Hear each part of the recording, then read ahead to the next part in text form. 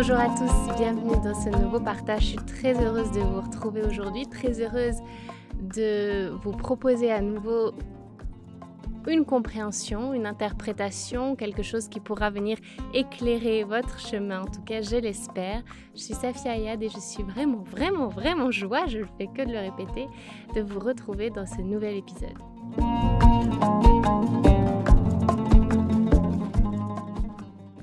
Il y a une chose avec laquelle j'aimerais commencer, c'est que d'un point de vue purement extérieur, on a toujours la sensation que certaines personnes ont un chemin spirituel plus précis, plus avancé, certainement, c'est certainement vrai, mais c'est surtout plus précis et on a la sensation qu'elles ont plus compris, qu'elles le font mieux et que tout leur coule dessus et que du coup elles ne rencontrent aucun écueil et que tout a l'air beaucoup plus facile que dans sa propre exploration.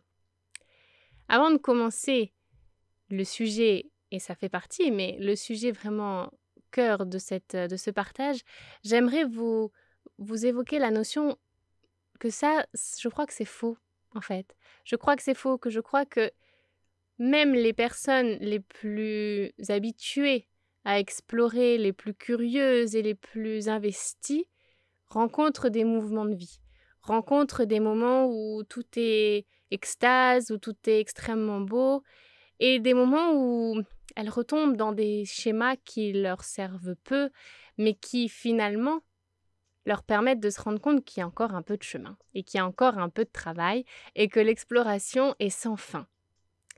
Donc aujourd'hui, j'avais envie de parler avec vous de ces quelques pièges qui me semblent importants à connaître, qui me semblent importants de prendre en compte quand on est sur ce chemin d'exploration, sur ce chemin de la spiritualité.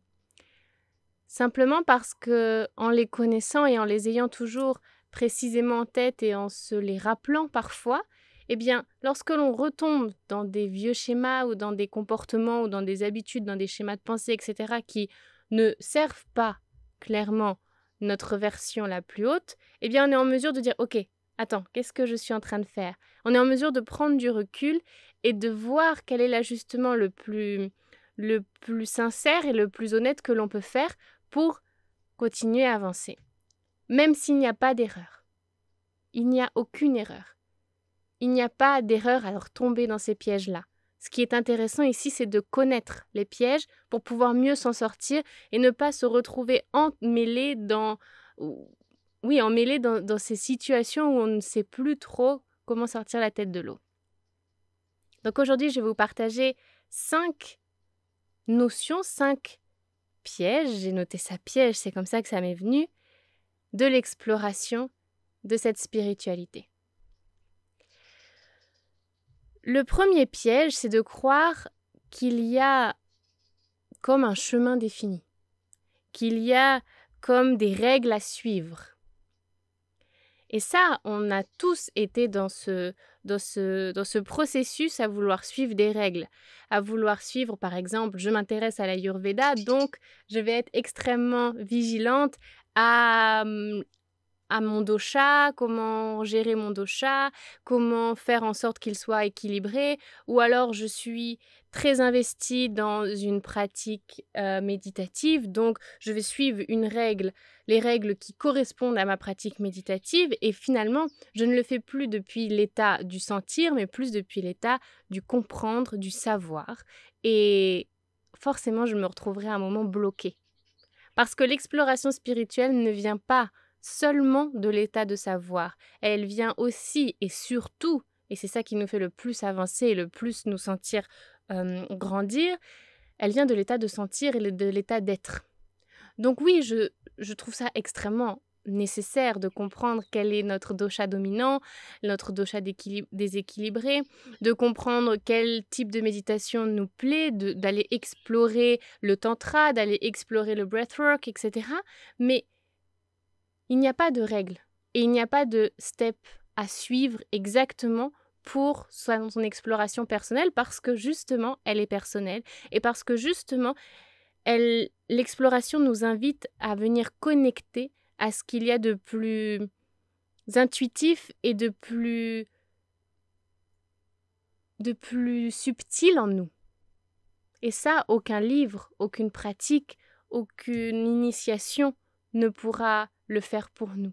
Il n'y a que nous qui puissions trouver exactement le chemin juste pour notre propre exploration. Je crois que je vais beaucoup utiliser le terme exploration dans ce partage-là parce qu'il s'agit de ça. Il s'agit de ce qui se passe au moment où j'ai une certaine prise de conscience où je me dis « Ok, ma vie, elle est telle qu'elle est aujourd'hui, comment je fais pour avancer encore un peu plus ?» Et quand on avance, on explore. Dans tous les cas, on explore. Le deuxième piège, c'est celui d'être constamment en mouvement. Et pourtant, vous allez vous dire « Mais Safia, tu nous parles toujours du mouvement, de laisser le mouvement se faire. » Oui, mais attention. D'être constamment en mouvement, en recherche pour solutionner ou pour avancer sur notre propre terrain. Et ça s'exprimerait par exemple en allant faire du yoga le lundi, ensuite je vais au breathwork le mardi, ensuite je vais aller faire une séance de méditation le mercredi, après le jeudi je vais aller faire une initiation au tantra, et puis après le week-end je vais aller faire une séance d'ayahuasca, et puis ci, et puis ça, et puis ci, et puis un thérapeute énergétique, et puis un thérapeute qui va me tirer les cartes, et puis tout le temps, constamment, aller en pensant bien faire, parce qu'on pense que c'est comme ça qu'on va trouver les réponses, aller chercher, explorer, creuser, mais toujours vers l'extérieur. Ça cause des déséquilibres. Ça vient créer un mouvement qui est désordonné. Et vous savez que le mouvement, c'est l'énergie féminine. L'énergie féminine n'est rien sans son énergie masculine qui est vraiment son acolyte et qui vient marquer le cadre. Et l'énergie féminine, celle du mouvement, si elle est trop libre parce qu'on n'y a pas mis de cadre, on n'y a pas déposé l'énergie de Shiva, l'énergie masculine, alors ça part dans tous les sens. Et vous savez ce que ça donne quand ça part dans tous les sens. Quand ça part dans tous les sens, ça monte dans le mental. On devient parfois un petit peu... On perd notre clairvoyance et notre clairaudience, on perd notre clarté d'esprit, on perd aussi notre sens du centre dans notre corps. Notre corps peut tomber malade. Il y a plein d'expressions dans le corps de manière subtile ou complètement physiologique qui peuvent s'exprimer parce qu'on a été trop dans l'exploration d'un point de vue extérieur. Et ça m'amène au point suivant, qui est celui de laisser le temps au temps, de laisser poser, de prendre le temps entre chaque nouvelle expérience, entre chaque nouvelle compréhension, de laisser le temps d'intégration. Ce nouveau point, il est fondamental. Je crois que c'est celui que l'on skip facilement et qui pourtant vient nous faire passer les niveaux, si on devait appeler ça des niveaux. Vous savez très bien qu'il n'y a pas de niveau et que tout est juste exploration. On n'est pas meilleur aujourd'hui qu'on ne l'était il y a 10 ans, 5 ans ou un mois. On est juste différent. Mais parlons de niveau juste pour que notre cerveau cognitif puisse bien comprendre et que vous puissiez bien assimiler la notion. Quand je prends le temps d'intégrer ce que je viens de vivre, quand je prends le temps de sentir ce que cela a évoqué en moi, ce que cela a fait résonner en moi, alors c'est comme si cette expérience et ces compréhensions venaient faire partie de moi. Et demain, je n'aurai plus autant besoin de les travailler. Si au contraire, j'enchaîne les expériences, j'enchaîne les explorations, j'enchaîne et je suis toujours dans ce mouvement non cadré, et que je ne prends pas le temps de la pause, du silence, pour venir vraiment sentir, intégrer, faire que ça m'appartienne dans mon corps et dans mon expérience, alors c'est comme si je gaspillais presque mon temps et mon énergie. Et sur un plan purement énergétique, ça se ressent.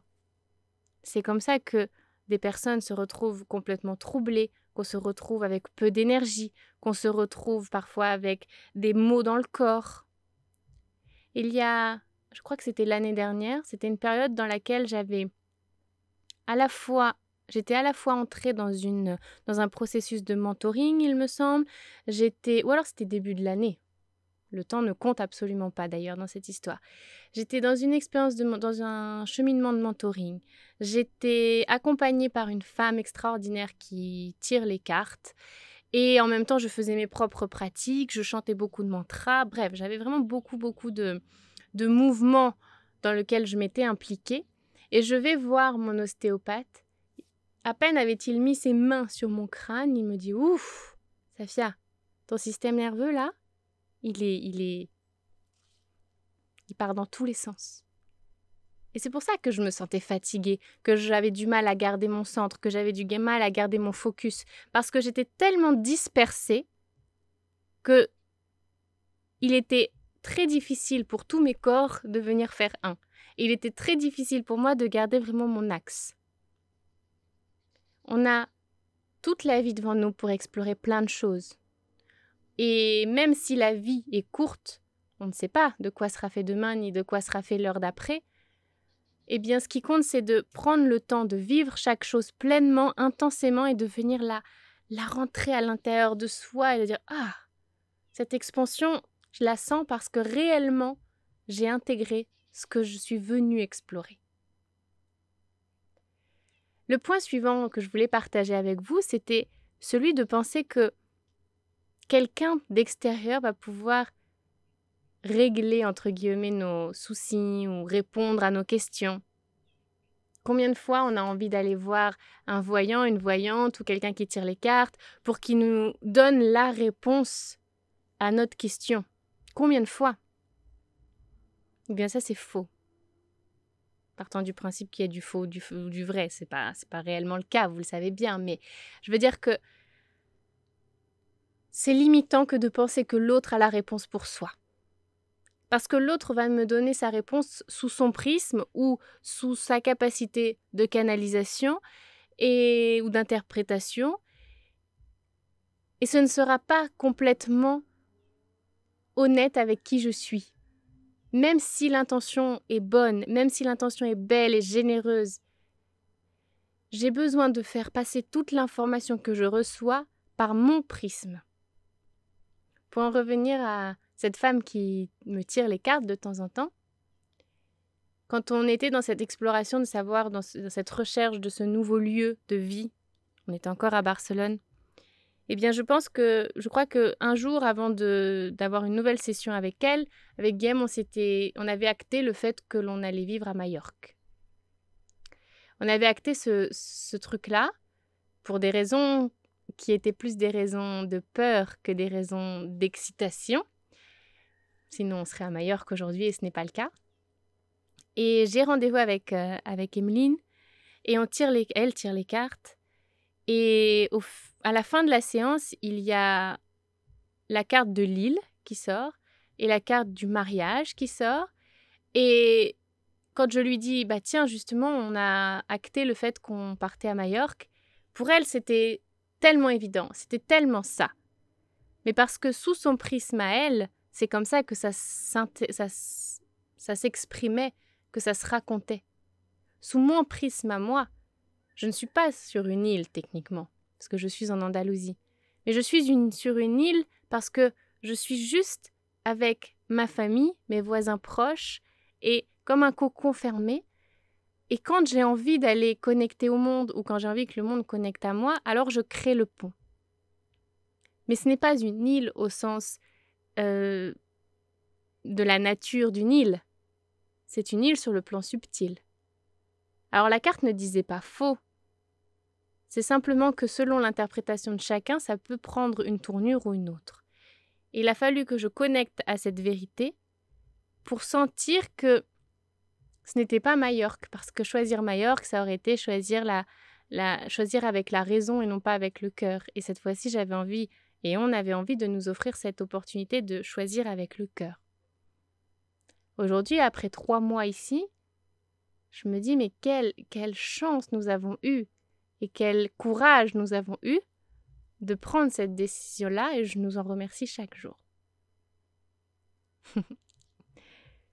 Et enfin, j'aimerais finir avec un 5e piège dans lequel on peut parfois tomber, et qui est celui de croire que tout peut se régler.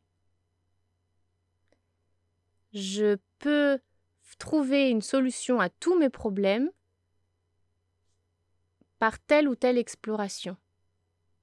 j'ai de fortes crises d'angoisse tout le temps, alors peut-être que je vais aller voir un sophrologue, un acupuncteur, je vais aller faire du breathwork, je vais aller voir un coach, poum, poum, poum, poum, et je suis sûre que ça va se régler. Rappelez-vous ce que je vous ai dit juste avant. Ça ne sert à rien d'accumuler si soi-même on ne fait pas le travail à l'intérieur de pause, d'intégration. Alors allons voir un sophrologue et connectons à ce qu'il a réellement à nous proposer et faisons le travail qui parfois est un travail rude, parfois est un travail qui nous prend du temps. Mais c'est ok de prendre le temps, c'est ok que ce soit difficile, parce qu'il y a des montagnes qui sont plus hautes que d'autres. Et quand je vous dis que tout ne peut pas se régler, c'est parce que, au fond de moi, j'entends tout ne peut pas se régler si je ne pose pas l'intention de le régler. Parce que parfois, ça ne se règle pas, mais je pose l'intention aussi de l'accepter tel quel.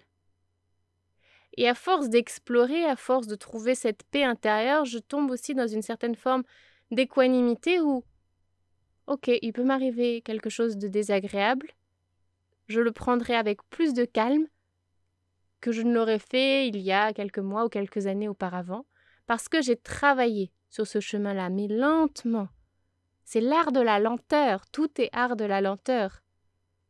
Imaginez, regardez juste à quelle vitesse va la nature ne se change pas d'une seconde à l'autre. Même les bambous qui poussent extrêmement vite par rapport au reste de la nature ne poussent pas aussi vite que nous pouvons aller d'un cours à un autre, ou d'un thérapeute à un autre, ou d'un livre à un autre. Peut-être que le résumé de tout ce partage aujourd'hui, c'est ça. C'est de ne pas être pressé, d'être humble, et surtout, ce qui me vient là, c'est de connecter à l'amour. Mais pas l'amour de j'aime mon compagnon, c'est pas ça, c'est l'amour inconditionnel de soi à soi. L'amour inconditionnel de toutes ces parts de lumière, je suis extraordinaire, et de toutes ces parts d'ombre, tiens, ça me coûte encore. C'est ça en fait. Quand je suis dans ce schéma-là, qui reste un schéma, ou en tout cas dans cet environnement-là d'amour, alors tout le reste se fait de manière beaucoup plus organique.